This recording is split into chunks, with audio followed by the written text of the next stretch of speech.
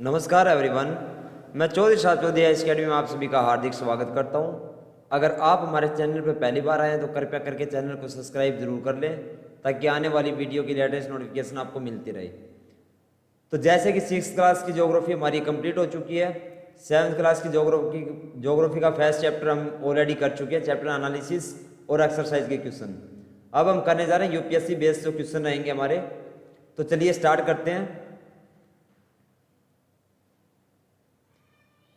पहला क्वेश्चन हमारा होगा, पर्यावरण के आंगल समानार्थी शब्द एनवायरनमेंट की उत्पत्ति किस भाषा से हुई है?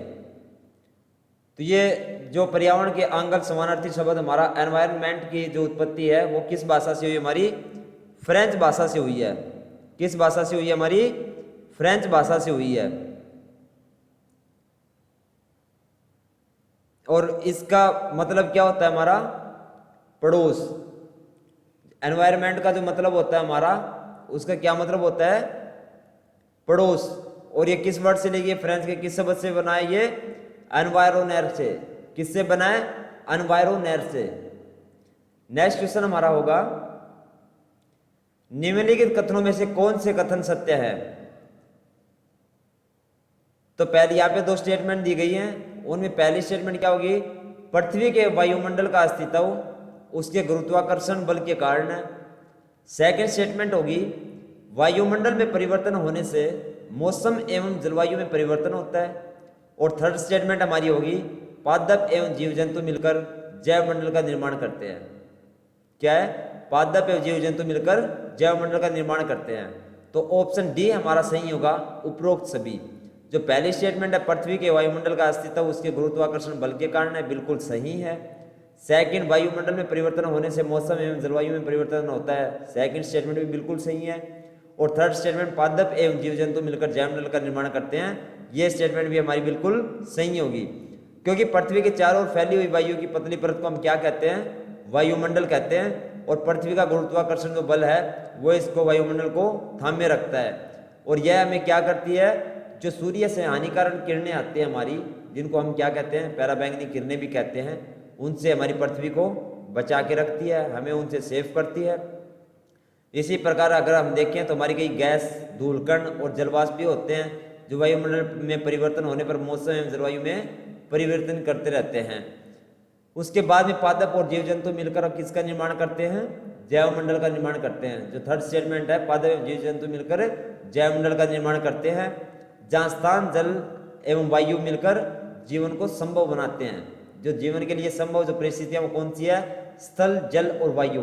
ये तीनों चीजें जो होती है हमारी, वो हमारे जीवन के लिए बहुत इंपॉर्टेंट होती हैं। इनके बिना कोई भी इंसान या कोई भी पेड़ पौधा या कुछ भी जिंदगी पर जीवन संभव नहीं होता अगर ये तीनों चीजें नहीं होती।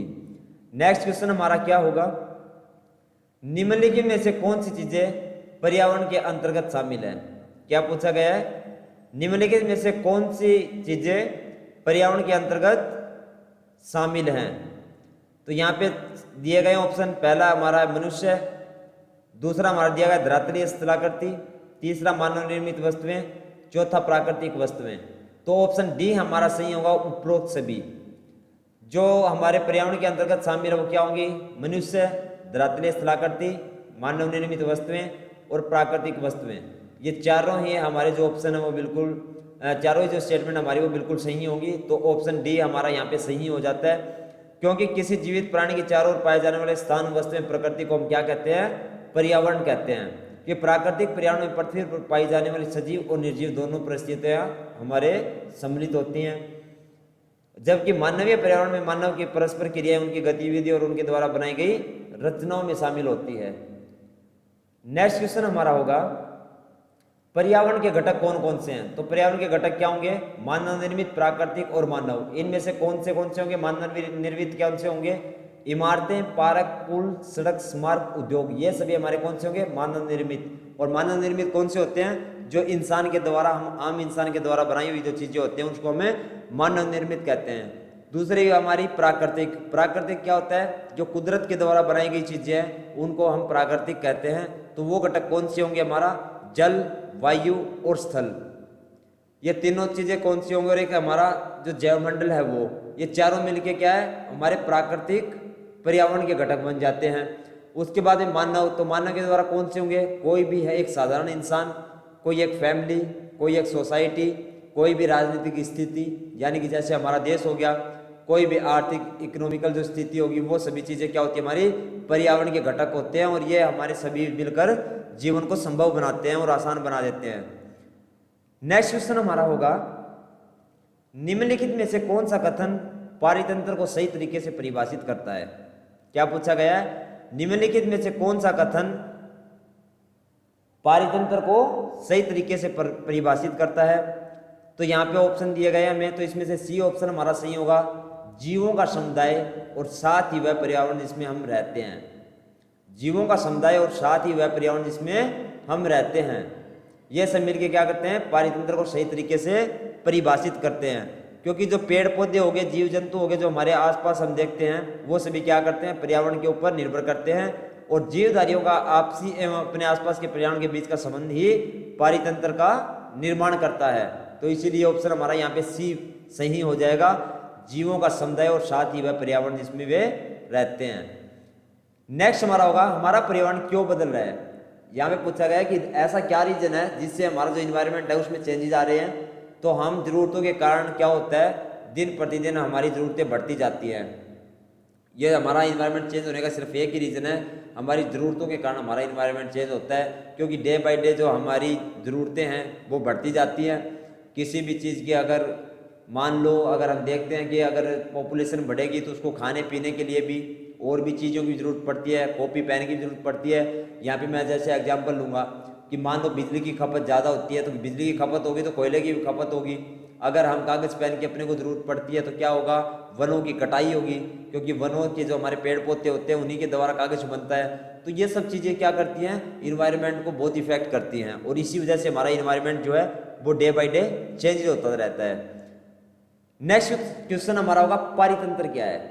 यहाँ पे क्या पूछा गया आपसे कि पारितंत्र क्या है। तो वह तंत्र जिसमें समस्त जीवधारी आपस में एक दूसरे के साथ तथा पर्यावरण के उन भौतिक एवं रासायनिक कारकों के साथ परस्पर क्रिया करते हैं, जिसमें वे निवास करते हैं। ये सब ऊर्जा और पदार्थ के स्थानांतरण द्वारा संबंध है। अधिक वर्षा वाले वन, घासतल, रेगिस्तान, पर्वत, झील, नदी, महासागर, छोटे ताल का भी एक पारितंत्र हो सकता है। जो समस्त हमारे जीवधारी हैं वो एक दूसरे के साथ क्या करते हैं, परस्पर क्रिया करते हैं, और जहाँ पे वो निवास करते हैं वो सभी क्या है, परितंत्र का हिस्सा होते हैं। कोई भी हमारा वन हो गया, घासतल हो गया, रेगिस्तान हो गया, झील हो गई हमारी, तो ये सब क्या करते हैं कि एक पारितंत्र, इन सबको मिलकर हमारा एक पारितंत्र बन जाता है। नेक्स्ट हमारा होगा वस्तु विनिमय पत्ती। तो वस्तु विनिमय पत्ती क्या होती है, यह वस्तुओं की अदला बदली का व्यापार है जिसमें धन का प्रयोग नहीं होता। तो वस्तु विनिमय पत्ती में क्या होता है, पहले के ज़माने में क्या हुआ करता था कि अगर आपको कहीं जाना है कुछ भी सामान लेने, तो आप उसको कोई भी सामान अपने घर से उठा के दे देते थे, वो बदले में आपको कोई भी वस्तु आपको जो चाहिए होती थी वो दे देता था। आज के टाइम में क्या होता है, कैश के ऊपर काम चलता है। अगर आपके पास पैसे हैं, किसी शॉप पे गए, आपने सामान खरीदा, पैसे दे दिए, अगला आपको सामान दे देगा, आप अपने घर आ जाते हैं। लेकिन पहले ऐसा नहीं होता था। पहले मान लो आपने कभी देखा भी होगा कि किसी को हम गेहूं दे के उससे बर्तन खरीद रहे हैं, कभी किसी को गेहूं दे के हम कुछ खरीद रहे हैं, तो अनाज के बदले भी चीज़ें खरीदते। मैंने बहुत बार देखा गाँव के एरिया में, तो ऐसा होता है और अब भी होता होगा कहीं ना कहीं। लेकिन जो मोस्टली है उस टाइम में सारी चीज़ें ही वस्तु विनिमय पत्ती उस टाइम लागू हुआ करती थी। सभी चीज़ें जो है अपनी चीज़ दे के उसके बदले में चीज़ें ली जाती थी। अब तो वस्तु विनिमय पत्ती बहुत कम है।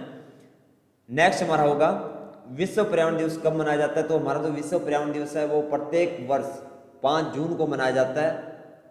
तो सभी अपने इन्वायरमेंट को बचा के रखें, ज़्यादा से ज़्यादा पेड़ पौधे लगाएं ताकि हरियाली रहे, शुद्ध ऑक्सीजन हमें मिलती रहे। नेक्स्ट वीडियो में हम लेके आएंगे आपके लिए चैप्टर नंबर 2 7th क्लास की ज्योग्राफी का। तब तक के लिए bye bye, thanks for watching. Do not forget click the subscribe button and hit the bell icon for latest update.